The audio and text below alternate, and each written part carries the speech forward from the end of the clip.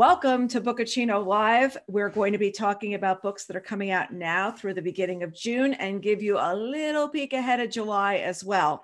So welcome everyone, whether you've been here before or this is your first time. So happy to have you here.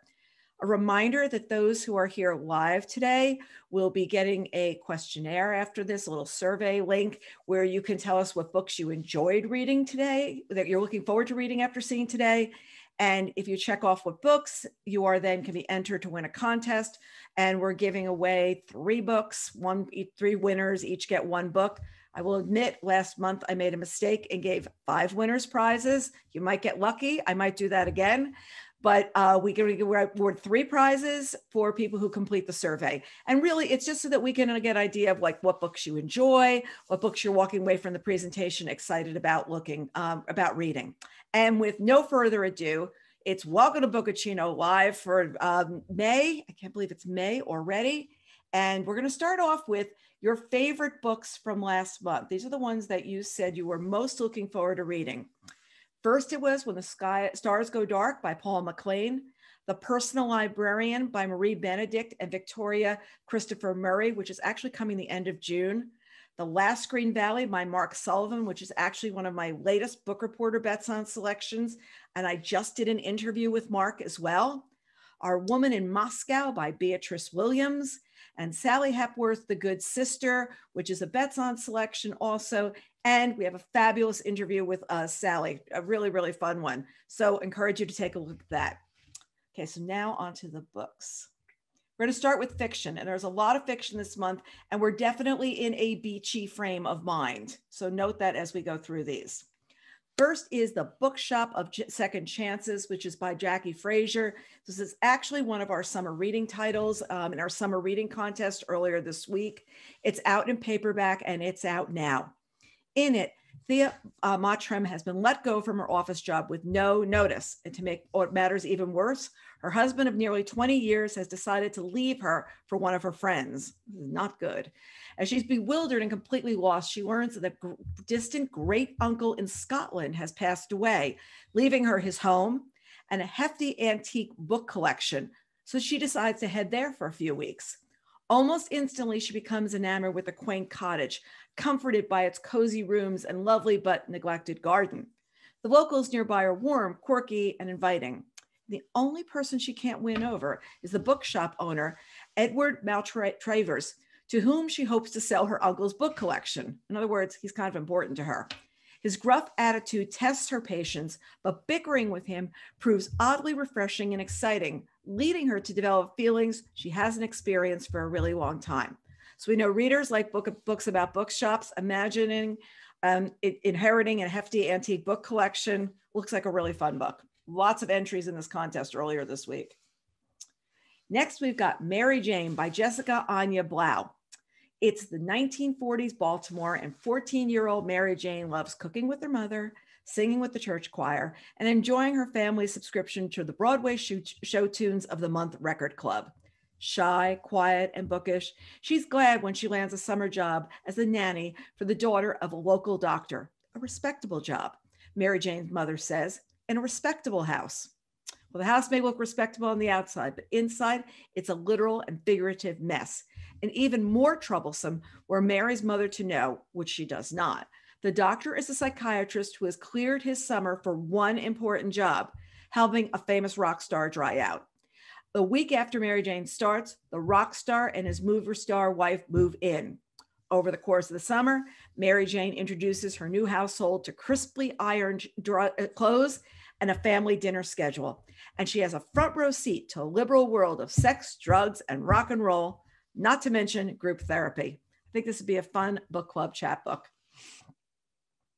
Next, we've got Under the Magnolias by T.I. Lowe. This was also one of our summer reading titles.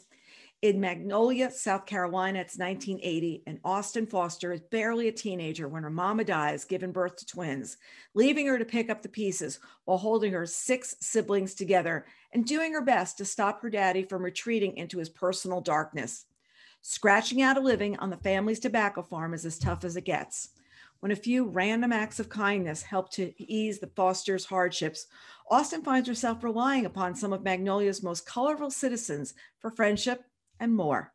But it's next to impossible to hide the truth about what's going on at Nolia Farms and Austin's desperate attempts to save face all but break her. Just when it seems she might have something more waiting for her, with the son of a wealthy local family she's crushed on for years, her father makes a choice that will crack wide open the family's secrets and lead to a public reckoning. So that's Under Magnolias by T.I. Lowe and is out now. Next, we've got Jennifer Weiner's That Summer that just came out this week. In it, we've got Daisy Schumacher Can't Sleep, a thriving cooking business, a full schedule of volunteer work, and a beautiful home in the Philadelphia suburbs. She should be content. But her teenage daughter can be a handful. Her husband can be distant. Her work can feel trivial, and she has lots of acquaintances, but no real friends. Still, Daisy knows she's got it good. So why is she up all night? While Daisy tries to identify the root of her distraction, she's also receiving misdirected emails meant for a woman named Diana Starling, whose email address is just one punctuation mark away from her own. While Daisy is driving carpools, Diana is chairing meetings. While Daisy is making dinner, Diana is making plans to reorganize corporations. Diana's glamorous, sophisticated, single lady life is miles away from Daisy's simpler existence. When an apology leads to an invitation, the two women meet and become friends. But when they get closer, we learn that their connection was not completely accidental. Who is this other woman and what does she want from Daisy? So in hearing more about this book, Jennifer said this is like sort of part of a trilogy that she's writing. It's along with the book last year. While the characters don't all tie in together, there's themes that she's talking about here that she is taking from one book to the next. So there you go. You've got That Summer. Next, we've got The Heart Remembers by John Philip Senker. This is the third book in a trilogy. And actually for summer reading, we're going to be giving away the trilogy for one of our summer reading contests.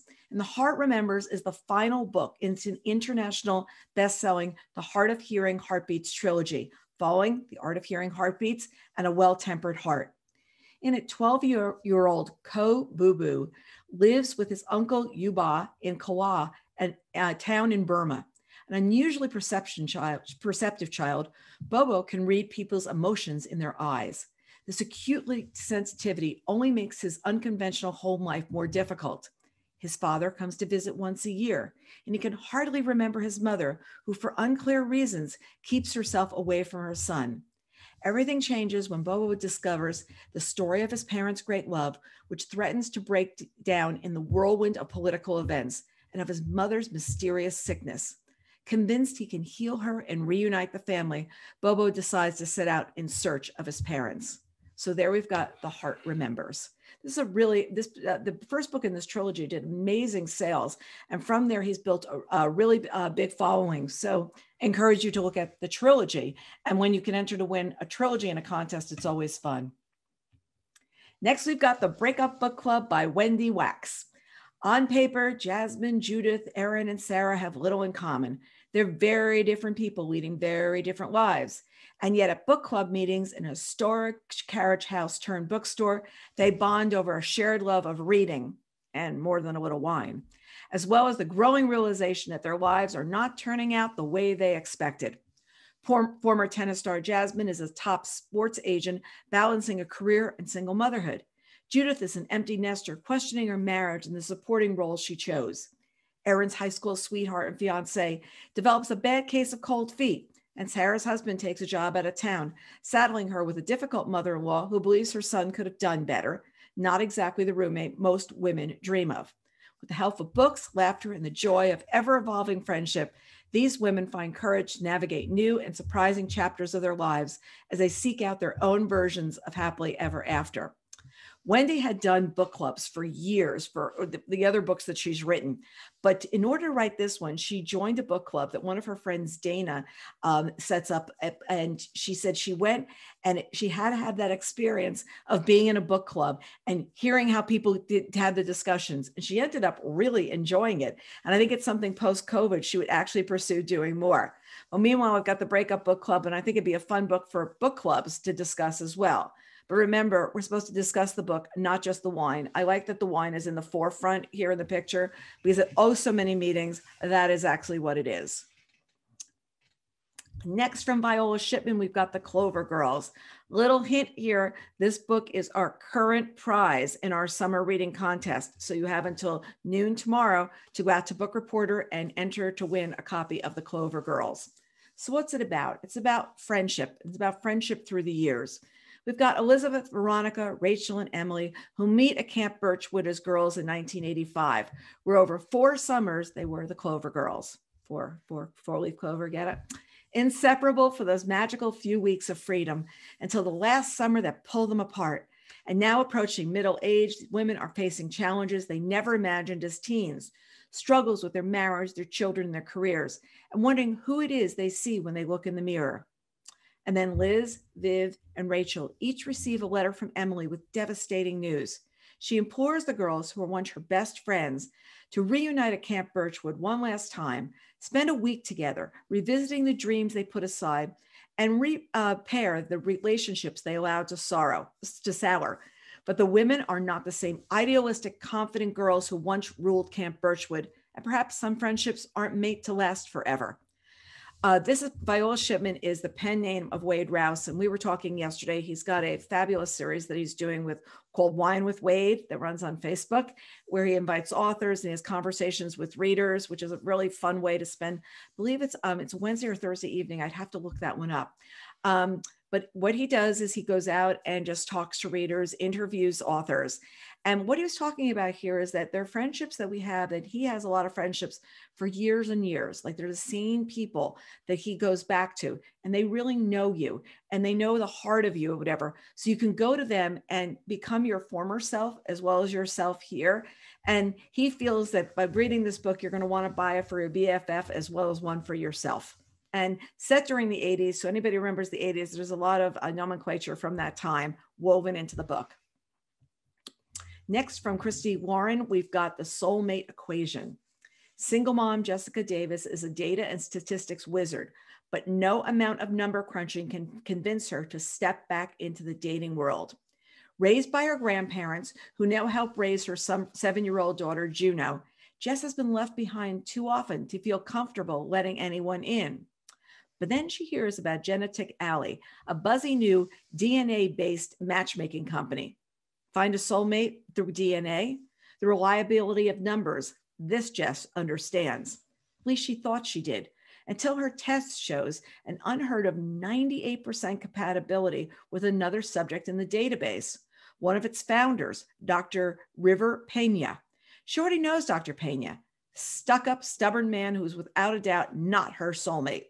But Genetic Alley has a proposition. Get to know him and we'll pay you.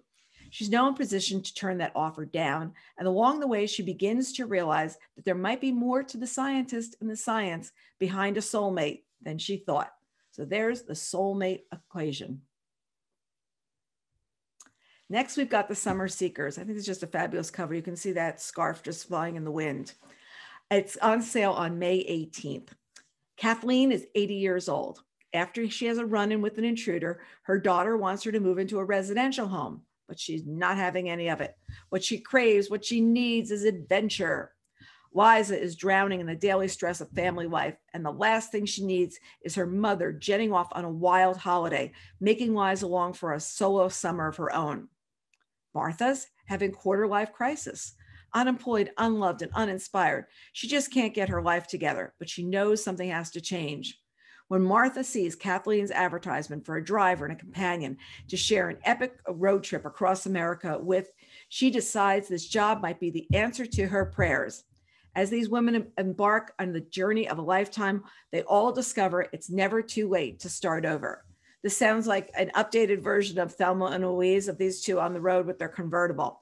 I have to admit that recently, now being vaccinated and the COVID crisis being like, a little bit, behind us, I get in my car sometimes and I just want to keep driving because I realize I haven't been that far in this last year. I've been in like this little circumference of places that I go to, and I'm just longing to get on the highway, crank up the music, open the sunroof, and go west. So when I'm looking at this cover, I'm like, oh my gosh, 3 women, an epic road trip in the summer that changed it all. I am so ready for that kind of an adventure. Next, from Lauren Weisberger, who you'll know as the author of The Devil Wears Prada, we've got Where the Grass is Green and the Girls Are Pretty. It's coming on May 18th. A seat at the anchor desk of the most watched morning show, recognized by millions across the country, thanks in part to her flawless blonde highlights and her Botox smooth skin. An adoring husband and a Princeton-bound daughter. Peyton is that woman. She has it all until Sky, her sister, is a stay-at-home mom living in the glitzy suburb of New York. She has degrees from all the right schools and can helicopter parent with the best of them. But Sky is different from the rest. She's looking for something real and dreams of a life beyond PTA and pickup until Max, Peyton's bright and quirky 17-year-old, is poised to kiss her fancy private school goodbye and head off to pursue her dreams in film. She waited her entire life for this opportunity until one little lie. That's all it takes for the illusions to crack, the resentments to surface, and suddenly the grass doesn't look so green, and they're all left wondering, will they have what it takes to survive the truth? You know, it's funny because I was reading here about helicopter parents, and I was trying to figure out how you helicopter parent when your kids are doing homeschooling. Like, do you just stand behind them and do the school work with them? I'm trying to figure out how that works, because usually you helicopter by leaving the house and trying to find out what they're doing. And here, for the last year, kids have been right in their rooms. I just figured their parents sitting behind. I figured their teachers that are sitting there going, parents, please leave the room. I don't know, but I just feel like that's what the year has felt like. Next, we've got Homeland Elegies by Ayad Hakhtar. You may recognize this title because it's now out in paperback. And I think this is a gorgeous paperback cover. It was one of those books that was a national bestseller. It did absolutely so well. And he's the Pulitzer Prize winning author of Disgraced. It's coming on May 25th. And it's a deeply personal book about identity and belonging in a nation coming apart at the seams. It blends fact and fiction to tell an epic story of longing and dispossession in the world that 9/11 made. Part family drama, part social essay, part picaresque novel. At its heart is a story of a father, a son, and the country that they both call home. Akhtar forges a new narrative voice to capture a country in which debt has ruined countless lives and the gods of finance rule, where immigrants live in fear and where the nation's unhealed wounds wreak havoc around the world. He attempts to make sense of it all through the lens of a story, one family from the heartland in America to palatial suites in Central Europe to guerrilla lookouts in the mountains of Afghanistan, and spares no one, least of all himself, in the process of telling the story. If you see this, I actually feel like the title is like the flag waving in the breeze. And it's like, you know, what does America mean to all these different people?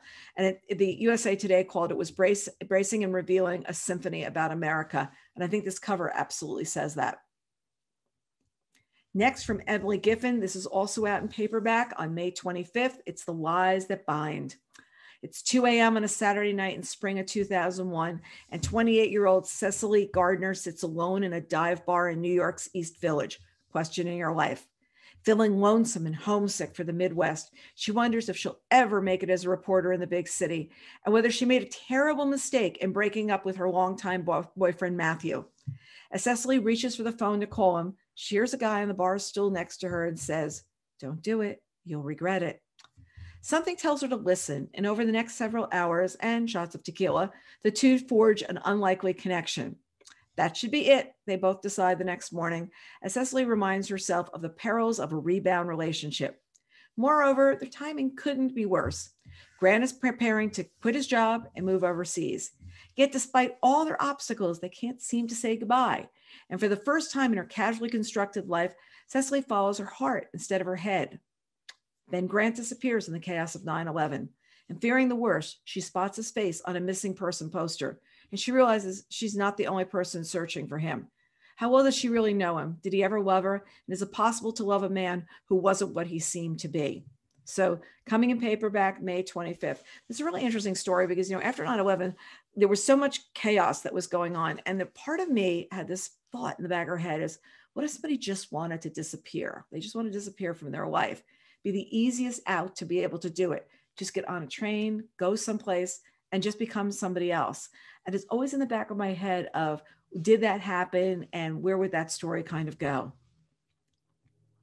Next, from Susan Mallory, we've got the Stepsisters. And like I said, folks, we're in beach reading time. This is coming on May 25th, also in paperback. Once upon a time, when her dad married Sage's mom, Daisy was thrilled to get a bright and shiny new sister. But Sage was beautiful and popular, everything Daisy was not, and she made sure Daisy knew it. Sage didn't have Daisy's smarts. She had to go back a grade to enroll in the fancy rich kids' school, so she used her popularity as a weapon, pulling Daisy down to elevate herself. After the divorce, the stepsisters' rivalry continued until the final and probable straw. Daisy married Sage's first love, and Sage fled to California. 18 years later, 2 kids and 1 troubled marriage later, Davy never expects or wants to see Sage again. But when the little sister they have in common needs them both, they put aside their differences to care for Cassidy. As long-buried truths are revealed, no one is more surprised than they when their friendship blossoms. However, their fragile truth is threatened by one careless act that could have devastating consequences. This also will be a prize around the time it's coming out, giving a little hint here, because these are summer reading contests run for 24 hours. They go up at noon. They're only open till noon the following day. So you either have to subscribe to our summer reading newsletter or check the site every day. I've got one reader that says that she goes to the contest link on the site to see what contests are live that day, which I absolutely love. So there are all kinds of ways that you can get out there to win books, and this is one of them. Next, we've got from Ellen Hilderbrand, Golden Girl. I think I talked about this when we were doing a preview. I think this is a stunning cover. I think it is just an exquisite looking cover. It's coming on June 1st. And on a perfect June day, Vivian Howe, author of 13 beach novels and the mother of 3 nearly grown children, is killed in a hit-run accident while jogging near her home on Nantucket. She ascends to the beyond, where she's assigned to a person named Martha, who allows Vivi to watch what happens below for one last summer. Vivi is also granted 3 nudges to change the outcome of events on Earth. And with her daughter Willa on her 3rd miscarriage, Carson partying until all hours, and Leo currently off again with his high-maintenance girlfriend, she has to think how she's going to use those. Where will those nudges lie? From the beyond, Vivi watches the chief, Ed Capinash, investigate her death. But her greatest worry is that her final book, which contains a secret from her youth that could be disastrous for her reputation. Where is that? But when hidden truths come to light, Vivi's family will have to sort out their past and present mistakes, with or without a nudge of help from above, until Vivi finally lets them grow without her. So Ellen is the author of 28 Summers and Summer of 69. She knows how to write a wicked summer novel. She lives up on Nantucket. So you know you're in for a good beach read here. From Susan Wiggs, this is now out in paperback on June 1st. We've got the Lost and Found Bookshop. You know that readers always love to read about books and bookshops. So here we've got, in the wake of a shocking tragedy, Natalie Harper inherits her mother's charming but financially strapped bookshop in San Francisco. She also becomes caretaker for her ailing grandfather, Andrew. But the gruff, deeply kind Andrew has begun displaying signs of decline. Natalie thinks it's best to move him to an assisted living facility to get him the care he needs. To pay for it, she plans to close the bookshop and sell the derelict but valuable historic building. There's only one problem. Grandpa Andrew owns the building and he refuses to sell.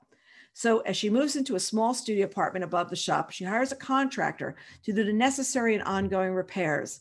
His young daughter, Dorothy, also becomes a regular at the shop, and she and Natalie become reading together while Peach works. To Natalie's surprise, her sorrow begins to dissipate as her life becomes an unexpected journey of new connections, discoveries, and revelations. So for all of us longing to get back to a bookstore, here we've got the Lost and Found Bookshop.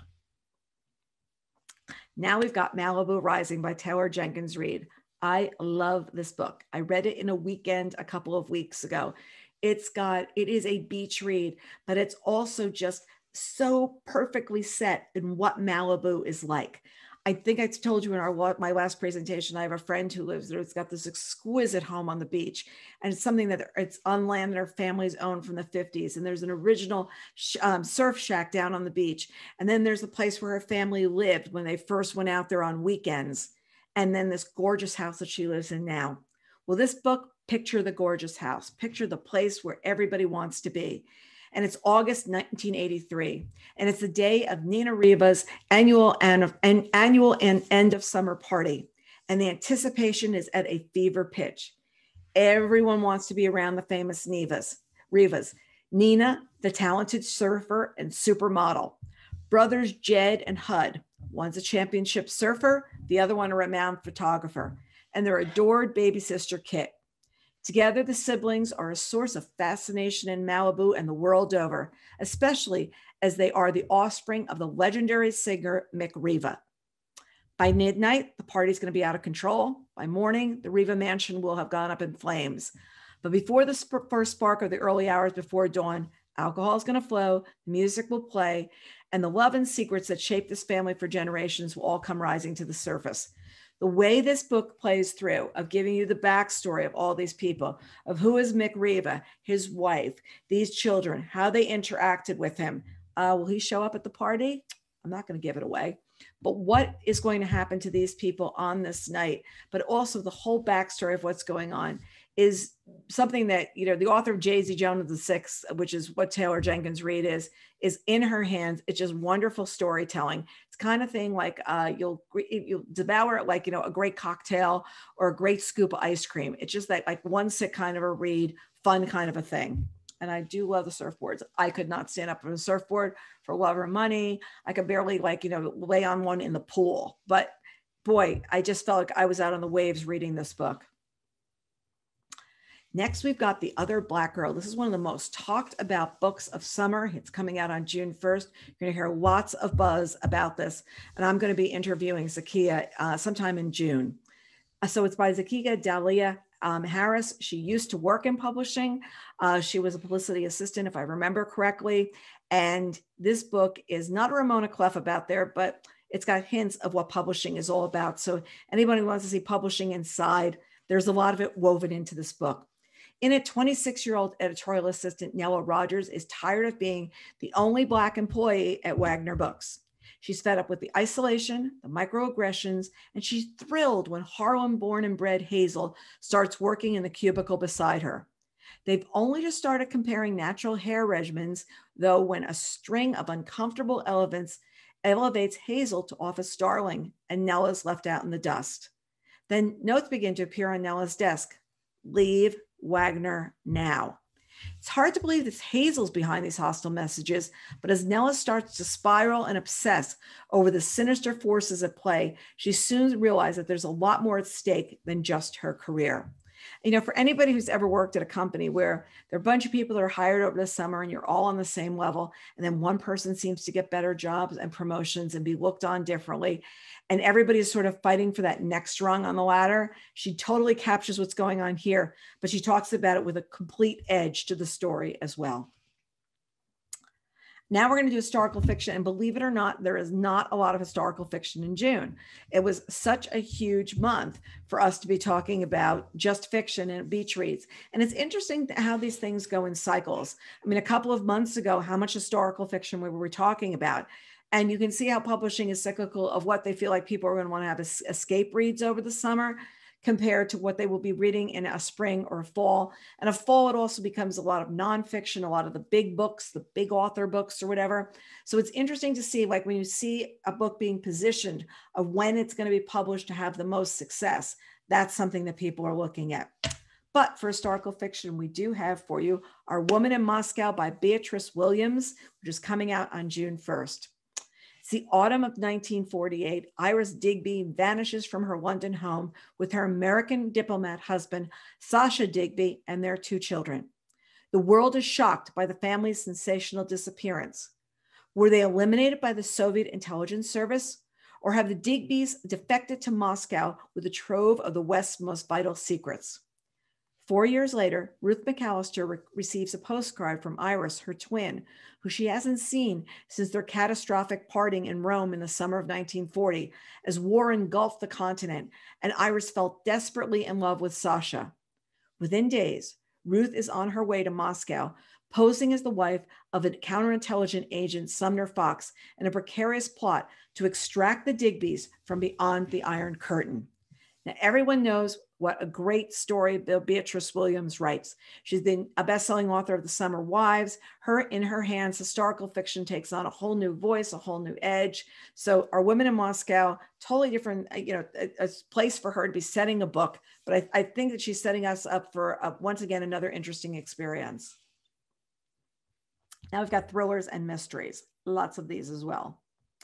First is from Jeffrey Deaver, and we've got The Final Twist. I think this is a really cool cover. I like that road coming down, and you just know that something's going to be shattered. It's a Colter Shaw novel.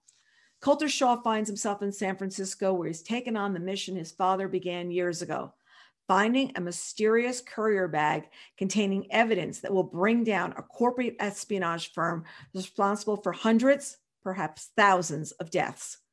Following the clues his father left behind, Shaw plays cat and mouse with the company's sadistic enforcers as he speeds from one gritty neighborhood in the city by the bay to another. Only by finding the courier bag can he expose the company and stop the murder of an entire family slated to die in 48 hours. With the help of an unexpected figure from his past, with the enforcers closely in the net, Shaw narrows in on the truth and learns that the courier bag contains something unexpected, a secret that could only be described as catastrophic. So there, from Jeffrey Deaver, we've got The Final Twist. From Laura Bazelon, I'm not familiar with her work, we've got A Good Mother. When a soldier is found stabbed through the heart at a U.S. Army base, there is no doubt that his wife Luz is to blame. Was it an act of self-defense, an attempt to save her infant daughter, or the cold-blooded murder of an innocent man? Ambitious public defender Abby is determined at all costs to win. As a new mother herself, she wants to keep Luz out of prison and with her daughter. But when the surprises stack up and shocking new evidence emerges, Abby realizes the task proves far more difficult than she suspected and will require a terrible sacrifice. As the train hurtles toward an outcome no one expected, Abby, Luz, and a captivated jury are forced to answer the question that will decide everything. What does it mean to be a good mother? So you know there's something in the background here of what was she doing? Was she protecting her child? Was she protecting herself? What was happening here? So we've got A Good Mother. Next, we've got The Plot by Jane Hamp Gorlitz. I love this book. It's out this week. I am looking forward to speaking with Jane and interviewing her. She's a New York Times bestselling author, and she nails it again here. As Stephen King says, it's insanely readable. And here's what it's about, guys. It's set in the world of publishing once again. Jacob Finch Bonner was once a promising young novelist with a respectably published first book. Today, he's teaching at a third-rate MFA program and struggling to maintain what's left of his self-respect. He hasn't written, let alone published, anything decent in years. When Evan Parker, his most arrogant student, announces he doesn't need Jake's help because the plot of his book is a sure thing, Jake is prepared to dismiss the boast as typical amateur narcissism. But then he hears the plot. Actually, the plot's really good. When he later discovers his now former student has died, presumably without ever completing the book, Jake does what every self-respecting writer would do with a story like that, a story that needs to be told. He decides to tell it. He takes the story that he heard all those years ago, and he writes the book. In a few short years, all of his predictions have come true, but Jake is the author enjoying all the wave.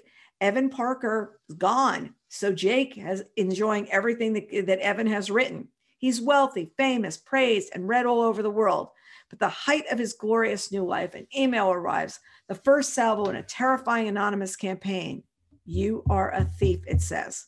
Because there's someone out there that actually knows the original character, Evan Parker, and he knows the story, and he also knows where Evan Parker got the story from.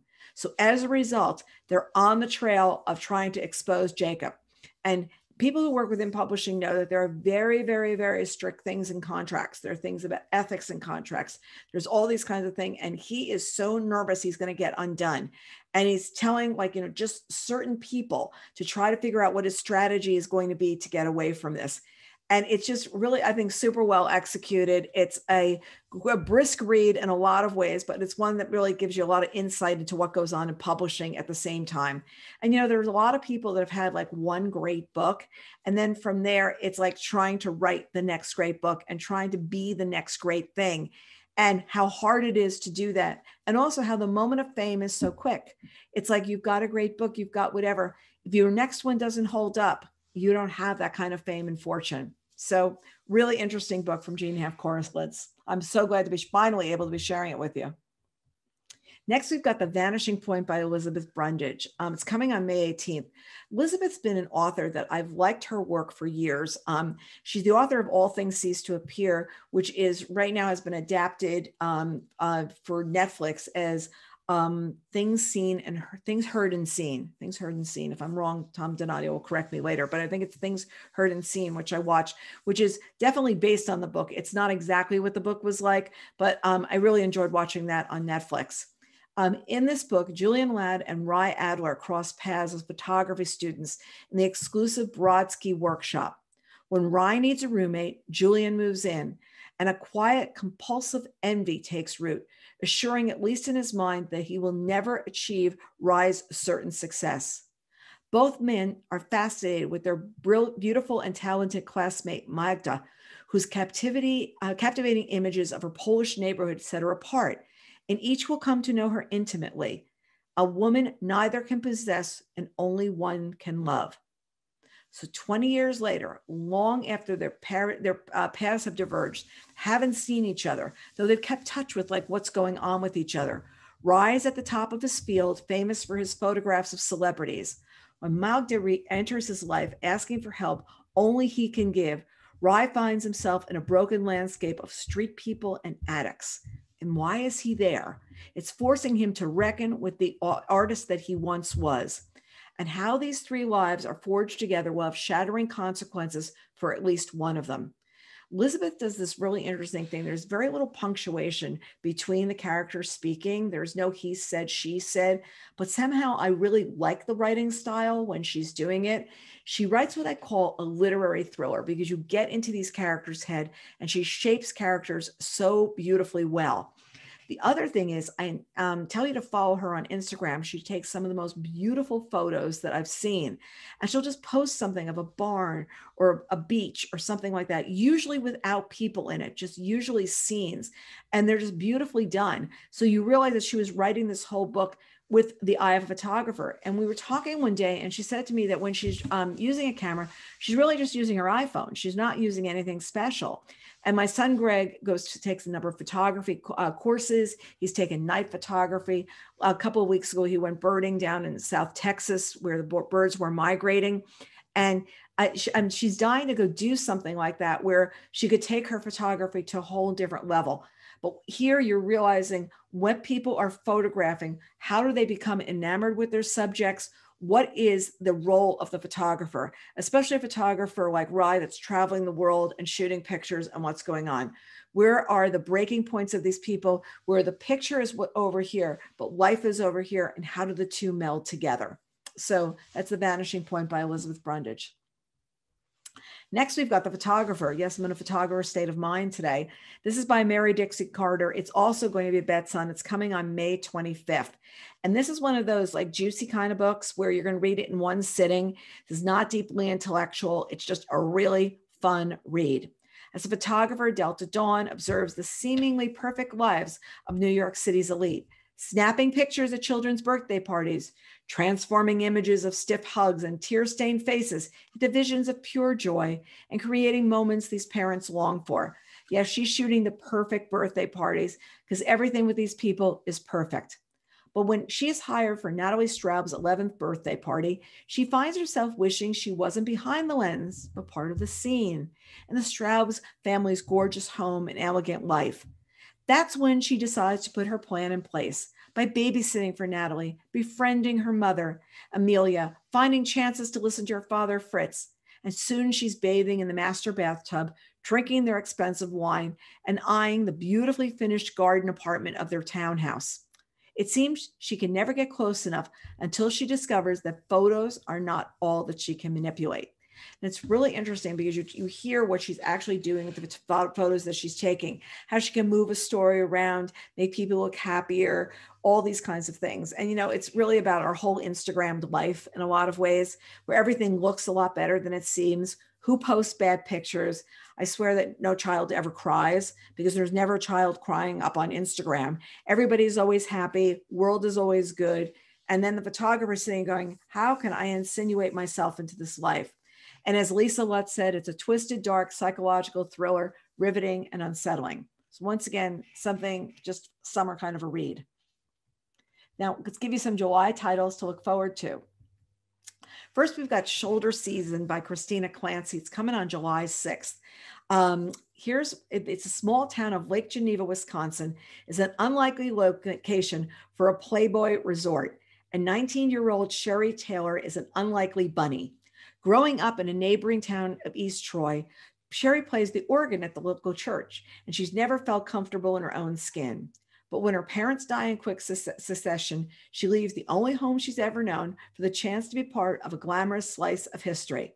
In the winter of 1981, she joins the Daughters of Dairy Farmers and Factory Workers for the defining experience of her life.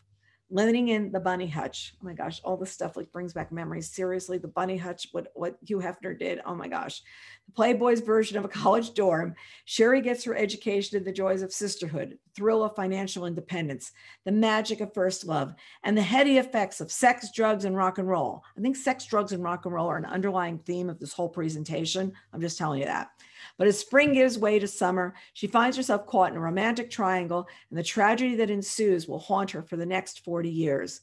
So here we've got Shoulder Season, and I think I'm going to read this just because of the bunny hutch. Actually, I'm going to read it because I really like Christina's last book, and I'm really interested to see what she does next. Next, we've got Sleeping Bear. It's a thriller by Connor Sullivan. I'm sharing this for a couple of reasons.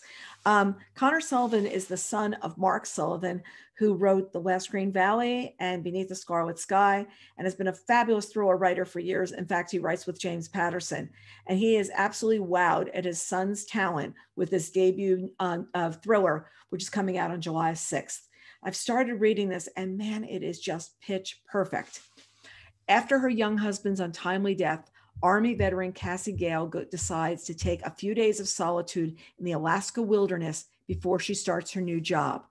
But when she fails to show up on the first day and her dog is discovered injured at her wreck campsite, her father knows that this is much more than a camping trip gone awry. As it turns out, she's not the first person to disappear without a trace in Alaska's northern interior. Regaining consciousness in a Russian prison, Cassie finds herself trapped in a system designed to ensure that no one ever escapes alive, require all her grit and skills to survive. And meanwhile, her father rushes to outrun the clock, scouring thousands of acres, only to realize she's been taken by a far more nefarious adversary, one with the power of the Eastern Bloc behind it. Ties to his past life, one full of secrets, threaten to surface. He knows there's a price to be paid, but he's determined it won't be his daughter. And James Patterson has said that this is one of the very best thrillers you'll ever read this year.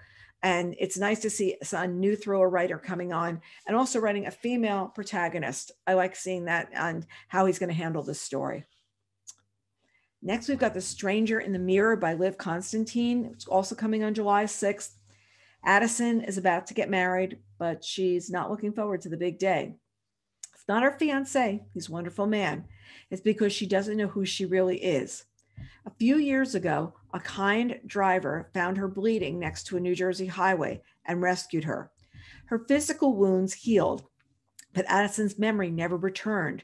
She doesn't know her real name or how she ended up injured on the side of the road, or why she can't take the notion that she might have done something very, very bad. In a posh home in the Boston suburbs, Julian is trying to figure out what happened to his loving, caring wife, Cassandra, who disappeared without a trace 2 years ago. Would she have left him and his 7-year-old daughter, Valentina, of her own free will, or would she? As these two lives intersect, The Stranger in the Mirror hooks readers with riveting drama. Liv Constantine are two different sisters. I cannot remember what their names are, but the two of them write together, and they're the best-selling authors of the book, The Last Mrs. Parrish, which you may remember from a couple of years ago. Daniel Silva is back with his latest Gabriel Lone book. It's The Cellist. I think this is a beautiful cover. Fatal poisoning of a Russian billionaire sends art restorer and spy Gabriel Lone on a dangerous journey across Europe and into the orbit of a musical virtuoso who may hold the keys to the truth about his friend's death.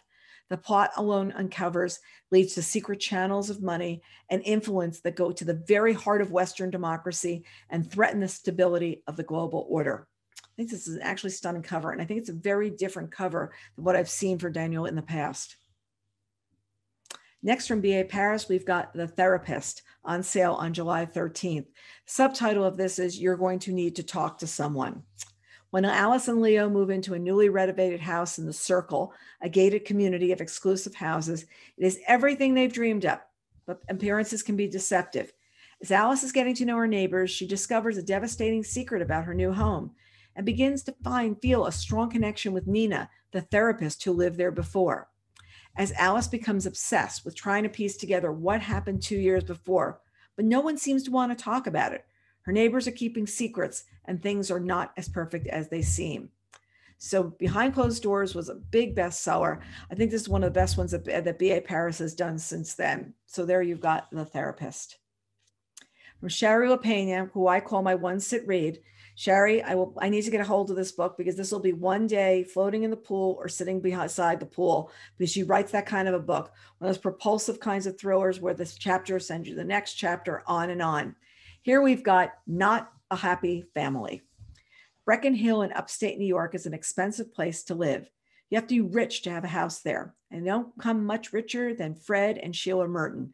But all their money can't protect them when a killer comes to call. The Mertons are brutally murdered the night after an Easter dinner with their 3 adult kids. Of course, they're all devastated. Or are they? Each can stand to inherit millions. They were never a happy family thanks to their capricious father and neglectful mother. Perhaps one of them is more disturbed than anyone knew. Did one of them snap after that dreadful evening? Or was it someone else that night who crept in with the worst of intentions? It must be. After all, if one of your siblings was a psychopath, you'd know, wouldn't you? I don't know. Are we sure? But it's really, this is like, you can tell this is definitely a Sherry LaPena style. If you've read her, you know what I'm talking about. You love her and you just want to devour her books. Next, we've got Jennifer Chiavari's, no, let me do that better. Jennifer Chiavarini's The Women's March. This is coming on July 27th. And yes, we'll have some historical fiction over the summer. 25-year-old Alice Paul returns to her native New Jersey after several years on the front lines of the suffrage movement in Great Britain. Weakened from imprisonment and hunger strikes, she is nevertheless determined to invigorate the stagnant suffrage movement in her homeland. 9 states have already granted women's voting rights, but only a constitutional amendment will secure the vote for all. To support the campaign, Alice organizes a magnificent procession down Pennsylvania Avenue in Washington, D.C., the day before the inauguration of President-elect Woodrow Wilson, a firm anti-suffragist. Joining the march is 39-year-old New Yorker Maud Malone, librarian and an advocate for rights, for women's and workers' rights, and civil rights activist and journalist Ida B. Wells Barnett. On March 3rd, 1913, the glorious march commences, but negligent police allow vast crowds of belligerent men to block the parade route, jeering, shouting threats, assaulting the marchers, endangering not only the success of the demonstration, but the women's very lives. And we have to think back to how many things are so different. I mean, there's time when women couldn't vote, time when women couldn't have credit cards, all these kinds of things. So to revisit a story like this is always so interesting. I believe that's the end of our presentation. These are my bets on selections so far this year. I'm up to 20 bets on selections. And remember, I never plan in advance how many bets ons I'm going to have. It's just books that I discovered along the way that just speak to me, that make me say, I think you want to read this too. I'm betting you're going to love it. And the most recent 3 were The Last Green Valley by Mark Sullivan. My husband finished reading this book the other night. It was up to all hours. And the following day, I heard him on the phone with his golf buddies talking about it, telling them that they need to read it. I have to say, it's probably one of the best books that I've read this year. It's set during World War II. I think we've already discussed this at previous events, but it's a story of a family that had to escape the Ukraine. That was, they were ethnic Germans, which means they had been moved there by Catherine the Great during the years where she needed people to come over and farm, and the Germans were known to be very good farmers. And now their chances are, do they stay and wait for Stalin, or do they leave and go with the Nazis? And what happens to this family of how they go on the road? And it's just a harrowing experience. It's based on true story of what happened with a family that ended up migrating to Bozeman, Montana. My interview with Mark Sullivan is absolutely amazing because he shares how he came upon this story, and it's absolutely the craziest thing that you could hear. Next thing is The Last Thing He Told Me by Laura Dave. This book is crazy doing well. I think it was #1 on Amazon every time I looked. It's been on, I just checked all the indie bestseller lists as well. It's a departure for Laura. It's her first book of suspense, and she does it just so beautifully well. Highly recommended. It's a Reese pick. It's going to be made into a television show. She and her husband are writing it, and he was the writer of Spotlight that won an Oscar a couple of years ago. So I'm hoping she stays in this vein, and I'm planning to talk to her later this month as well. And Linwood Barclay's Find You First, a book that's been getting lots of raves from all over the place. Stephen King thinks it's the best book that Linwood writes, and he likes everything that Linwood has done. It's got a twist. It's got lots of action in it. There's just like lots happening in this book, and sort of like a Shari LaPena, you just sit down and you just keep on reading Linwood because the books are just so much fun. So there's a really good selection here. As I'm sitting here reading this, sometimes you look back and you go, did that book really stand out, or did it really stand through? But I'm really happy with the 20 selections so far. For our Book Reporter Talks To most recent interviews, we've got me speaking with Mark. We've got a very fun interview with Sally Hepworth. We talk about her young children and her family life, as well as everything else. Lisa Scottolini talks about the research that she did about Eternal and all the background. And we talk about the videos that are up on her site, where if you're in a book club, you want to go look at those, and the map that describes what was happening in the story, because she went and actually created the story with videos that she actually shot on one of her research trips. So highly recommend that. Of Women in Salt is a book that was really going to make you think so much about the power of women and the power of storytelling. And Who is Maud Dixon is a story about publishing. And oh my gosh, yeah, it's another one that just makes you like, who are these people? Our next Bookaccino live event is going to be next week with Robert Kolker, the author of Hidden Valley Road. I am so excited to share him live with you next week and talk about this book. If you haven't read it, you may still want to come and hear the story of the background of how Robert pulled the story together. He was actually asked by the family to write this book. It is so well done. My original interview with him has something like 2,500 views on YouTube, and the podcast numbers are through the roof as well. So he's somebody who's got a great story to tell. If you have read this book and you want to be part of our event, drop me a note with, want to be on stage with Robert Kolker, and you can ask your question live. But really looking forward to talking to Bob next week, and he's looking forward to being with us as well. Our next Bookaccino Live will be books from June 8th through July 6th, and a peek ahead at August, which means that the summer will be going way too fast for me. And it'll be happening on Wednesday, June 9th. That is the second Wednesday of the month. And the sign up for that will be live later today. We so appreciate you joining us today. Thank you, everyone. It's really great. And we look forward to seeing you again in June.